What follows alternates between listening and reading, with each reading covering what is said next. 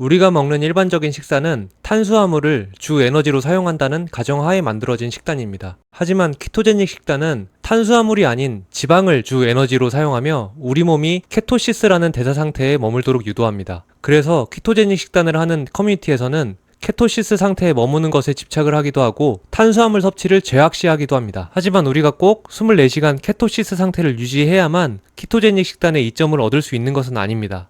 스탠 에크버그 박사는 케토시스와는 조금 다른 지방적응이라는 개념에 대해 설명합니다. 그는 과거 올림픽 선수였으며 키토제닉 식단과 건강에 대한 인사이트를 제공하는 430만 유튜브 채널을 운영 중입니다. Fat adaptation simply means that your body has the ability to burn fat when mostly fat is available. Another way of looking at that is called metabolic flexibility.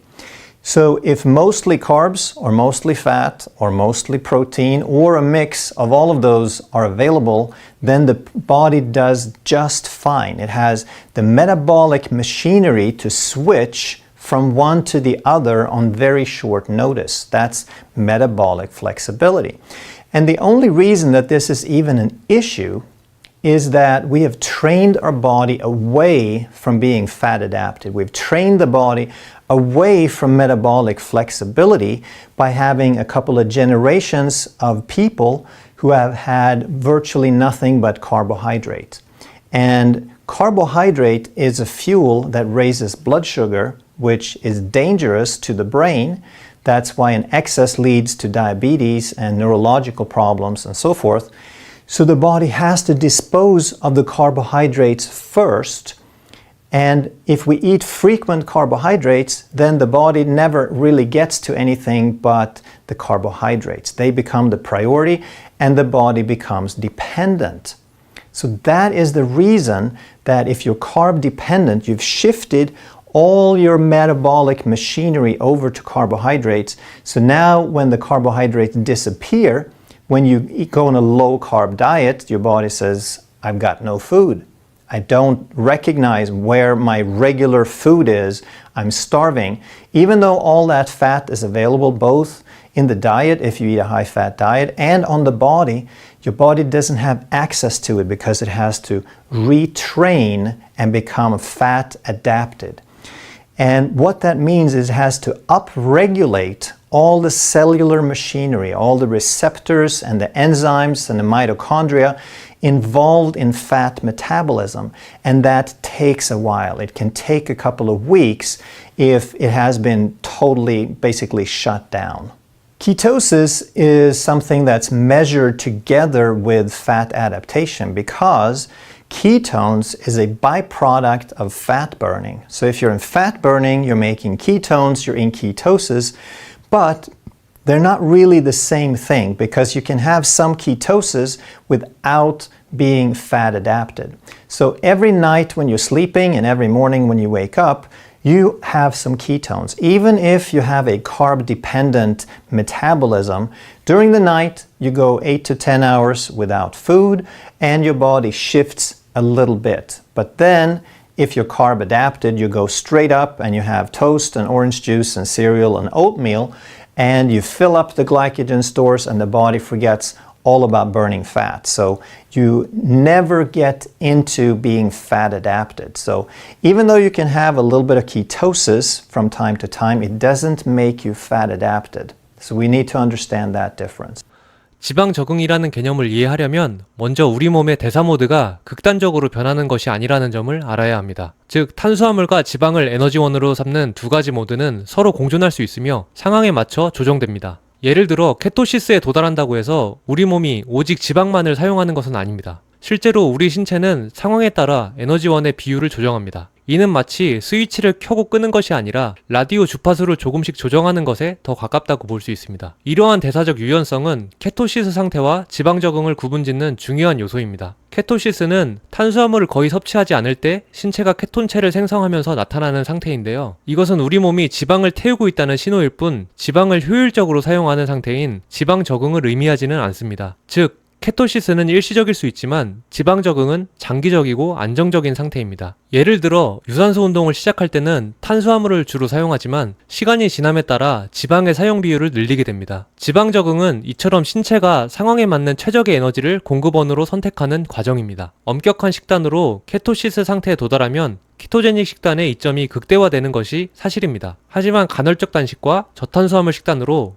우리 신체가 지방을 잘 활용할 수 있게 적응시키는 것도 충분히 가치 있는 접근법입니다. So how long does it take to become fat adapted to where your body is metabolically flexible again? Well, it depends primarily on two things. It depends on how insulin resistant you are. The more insulin resistant you are, the higher your fasting insulin, the tougher it's going to be for you to be fat adapted because that high insulin level locks the fat away. So even though you're eating the fat, you're kind of burning it, but your body can't see the body fat. So you're not truly fat adapted because you're still going to get hungry because you're depending on dietary fuel because of that high insulin level. The other factor is how long have you been insulin resistant and how long have you been carb dependent. If it's been going for a decade or two, then you can probably count on 2 to 6 weeks for your body to completely shift its machinery. And that's if you're very consistent. You have to be patient. Here's the good news though. If you are consistent with it, if you truly become fat adapted, so if you've been on a low carb diet, myself for example, I've been low carb for probably 10 years. I've been in and out of keto, probably been in low grade keto for 80% of the time for those last 10 years. So if I go on a vacation and I do a little carb loading, I make a few exceptions, and I eat more carbs, then I notice immediately I get hungrier. I gotta have frequent meals. My body is screaming for food. But if I come home and I just cut out the carbs, then I'm back in true fat adaptation in 24 to 48 hours because I do have the metabolic flexibility. So that's the good news. Once you get this done right, then you don't have to do it over and over and over. It gets easier and easier. 지방 적응은 단시간에 이루어지지 않습니다. 여기서 중요한 변수는 인슐린 저항성인데요. 높은 인슐린 저항성을 가진 사람일수록 지방을 에너지로 사용하는 능력이 떨어지기 때문에 지방 적응까지 시간이 더 오래 걸립니다. 이해하기 쉽게 더 확실한 예시를 들자면 비만인 분들일수록 효과가 느리게 나타납니다. 그런 분들은 탄수화물에 대한 의존도를 줄이기가 훨씬 어렵고 초기에는 배고픔과 피로감이 더 강하게 느껴질 수 있습니다. 애초에 출발점이 다른 것이죠. 이것은 똑같은 식단을 하더라도 사람마다 결과가 다르게 나타나는 이유이기도 합니다. 누군가는 몇 주 만에 큰 변화를 경험하지만 어떤 사람은 1년이 지나도 효과가 더디게 나타날 수 있습니다. 영어 공부를 예로 들어보겠습니다. 영어를 처음 배울 때 알파벳도 모르는 상태라면 원어민이 1대1 과외를 해줘도 실력이 빨리 늘지 않을 거예요. 하지만 일단 기초가 쌓이고 나면 유튜브 영상에서 본 간단한 팁 하나만으로도 실력이 급속도로 향상될 것입니다. 지방 적응도 이와 비슷합니다. 아무리 열심히 노력해도 처음에는 그 과정이 힘들고 성과가 더딜 수 있습니다. 하지만 인내심을 가지고 일관성 있게 식단을 지속해 나간다면 대사적으로 건강해지면서 어느 순간부터는 급격한 변화와 개선을 체감할 수 있을 것입니다. So here are the 10 signs that you are getting fat adapted. Number one thing you're going to notice is less hunger. You eat your meals and you're not super hungry between meals, you don't need snacks, etc. Just overall less hunger. Number two, less carb cravings. You don't feel like when you're eating a meal that, oh, I have to have that rice, I have to have that potato. A lot of people, they can't just have meat and vegetables. They don't feel satisfied unless they have also stuffed in some carbs. Number three is you don't feel the need for snacks. A lot of people have been told and trained to have 3 meals plus 3 snacks plus an evening meal maybe. But as you get fat adapted, everything levels out and you notice that there's no problem at all skipping the snacks. Number four, no ravenous hunger. So the character of your hunger changes too. that some people, they just get totally out of control. They can't function. They get sleepy. They get headaches. They get irritable. They get angry. They go out of their mind. Their body is screaming for food. That all goes away. You're not going to have that kind of hunger anymore. And then you'll wake up one morning and notice you want to skip a meal. It's like, I'm not hungry. And that's something that you should take the cue that don't eat if you're not hungry. Your body is trying to tell you something. It has plenty of food. It has plenty of energy resources. Just leave it alone and skip the meal. 저 역시도 원래는 식욕이 강하고 식탐이 많은 사람이었습니다. 식사를 거르면 금세 신경이 날카로워지고 기운이 쭉 빠져 아무것도 할 수 없는 상태가 되곤 했습니다. 하지만 지금은 식사를 거르고 공복 상태가 지속되더라도 그런 느낌이 전혀 없습니다. 지방 적응을 통해 제 몸이 먹지 않고도 몸속에 저장된 에너지를 지속적으로 공급할 수 있는 상태로 변화했기 때문입니다. 여러분이 지방 적응과 대사적 유연성에 대해 이해한다면 배고픔 신호에 대해 더 현명하게 대처할 수 있으며 시간에 맞춰 끼니를 챙겨야만 하는 강박에서 벗어날 수 있습니다. Sign number 6 is you'll notice you get fat cravings. That when you eat a meal, you want it to be really fatty. If it's not dripping with butter, if it's not a lot of fat in there, your body senses that it's missing something. So then you're wondering, well, now I just replaced a carb craving for a fat craving. No, not really. It's just that when you're eating, your body knows it wants that dense, concentrated, high-quality fuel. And with a carb craving, you're perpetuating the problem. With a carb craving, you're creating a blood sugar roller coaster. With the fat craving, you're just providing your body a stable fuel that it needs. And if you eat it when your body asks for it, you'll notice that it becomes easier and easier and easier to go longer without food. Something else you might notice at this point is that if you get up in the morning and you forget to eat breakfast, like on a weekend, and you get busy with something, you go out in the yard, and all of a sudden it's 5 in the afternoon and you haven't eaten anything. And you didn't really think about it because your body is fat adapted. It has a stable source of fuel. You don't need all that snacks. That's a great sign that you're fat adapted. Another interesting sign is ketone strips, because when you first start burning fat and you're making some ketones, a lot of them are going to spill out in the urine. So the ketone strips that you pee on, they measure the ketones that get out of the body. But as you get more and more fat adapted, your body produces more ketones, and you would expect that ketone strips to show a higher rate of ketones, but instead they start showing a lower number, maybe even just a trace. And that's because even though you're making more ketones, your body has upregulated its machinery to burn not just fat, but also to utilize the ketones. And now your body is using them instead of spilling them out in the urine. So at first, the ketone strips are going to show increasing amounts, and then they're going to show decreasing amounts. And that's a great sign. Sign number 8, no mood swings, because a lot of mood swings have to do with blood sugar and they have to do with energy supply. So if you're carb dependent, you're going to have blood sugar swings. As you get fat adapted, you have virtually no blood sugar swings. Today I measured my glucose and it was 80 before I ate, and then I had a very large meal, 1,500 calories or so, and afterwards my blood sugar was 101. So there are very, very slight changes in blood sugar, and that reflects in your mood. Number 9, it's also going to reflect in your energy level, because your mood and your energy often go together. So when your energy supply is stable, then you always have energy throughout the day.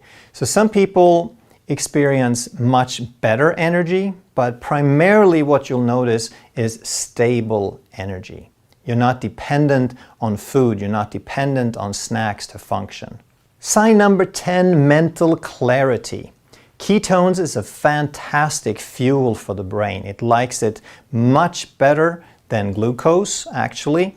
And it's a more stable fuel. Plus, when you become fat adapted, you've also decreased the inflammation in the body. You've decreased inflammation from grains and sugar, but also because insulin in itself drives inflammation and inflammatory processes. So when you bring insulin down and become fat adapted, now the brain has more stable and it has better fuel and less inflammation. So for a lot of people, this shows up as mental clarity. The brain fog lifts and they can think, they can live in a way that they never have felt for years. 이런 변화들은 건강과 다이어트뿐 아니라 생활 속에서도 큰 이점을 제공합니다. 회사에 출근해서 점심을 좀 무겁게 먹었을 때 혈당이 급등치면서 생기는 노곤함과 집중력 저하를 누구나 한 번쯤은 경험해봤을 것입니다. 그래서 점심시간은 물리적으로 1시간가량이지만 그것으로 인해 실제로 떨어지는 업무 효율은 1시간보다 훨씬 크게 느껴집니다. 하지만 지방 적응을 하면 식사 시간을 유연하게 가져갈 수 있기 때문에 업무 효율성이 높아지고 일상생활도 훨씬 편리해집니다. 예를 들어 저는 정말 바쁠 때는 급하게 끼니를 때우느니 차라리 안 먹는 것을 선택하고 집중해서 할 일을 끝마치고 나서 여유롭게 식사를 합니다. 이것은 제가 대사적 유연성이 생기기 전에는 상상할 수도 없는 일이었습니다. 이렇게 지방 적응으로 식사 시간에 대한 자유로움을 얻으면 조금 거창한 표현으로 들리시겠지만 저는 삶의 질이 올라간다고 자신 있게 말씀드릴 수 있습니다. 그리고 이것은 제가 처음 키토제닉 식단을 할 때는 생각지도 못했던 이점이기 때문에 일종의 보너스로 느껴지기도 합니다. Now it's important to understand that while most people will experience most of these signs, not everyone is going to experience all of them. And that goes especially for the last two, the energy and the mental clarity, because there's so many other factors that influence that. And primarily, we're talking about people with sensitivities and autoimmunity and other sources of inflammation and maybe hypothyroid. So if you're not getting all 10, then chances are that you have a little bit more of a complex situation. You're not in the 80 or 90%, but don't despair. Just keep being consistent with these things and then maybe look for some help from someone who can help you iron out those last few details. And then a little bonus for you. And this is kind of interesting. It's not necessarily due to fat adaptation per se. It might be more due to habits and neuroplasticity. But here's a fact. Your taste buds will change. And this is a good thing because people think that, oh, I can never eat that way because I'm used to eating this way. Well, you can change your taste. And one way that you'll notice, the first thing that you'll notice is that things that you used to like that were sweet now taste nauseatingly sweet. So for one example, milk chocolate. If you used to love milk chocolate and you taste it now, it would taste almost disgusting. It would be so sweet, so nauseating. Of course, nowadays, you don't eat milk chocolate, so you wouldn't know how that tastes, but I'm just saying hypothetically.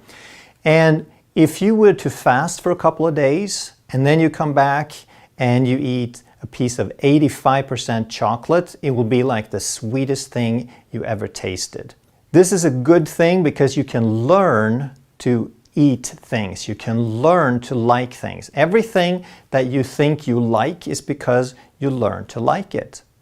So just learn to like the things that you know are better for you. Simple as that. 결론적으로 지방적응 상태로의 전환은 케토시스에 집착하는 것보다 훨씬 실용적이고 건강과 다이어트에 있어 더 큰 이점을 제공합니다. 일반적인 사람들에게 엄격한 키토 식단은 진입장벽이 높고 상당히 어려운 것이 사실입니다. 하지만 주식으로 먹던 탄수화물을 완전히 끊고 엄격한 규칙을 지켜야만 키토 다이어트의 이점을 누릴 수 있다는 생각은 잘못된 인식입니다. 이것은 제가 구독자분들에게 식단을 한 번에 확 바꾸기보다는 한 끼만 키토식을 해보라고 권하는 이유이기도 합니다. 저 역시도 그렇게 할 자신이 없기 때문에 365일 삼시세끼를 키토제닉 식단으로 먹지는 않습니다. 한 끼만 키토식을 해보면 지방 적응에 이르기까지 시간이 더 오래 걸리기는 하겠지만 저는 그것이 훨씬 더 현실적이고 지속 가능한 접근법이라고 생각합니다.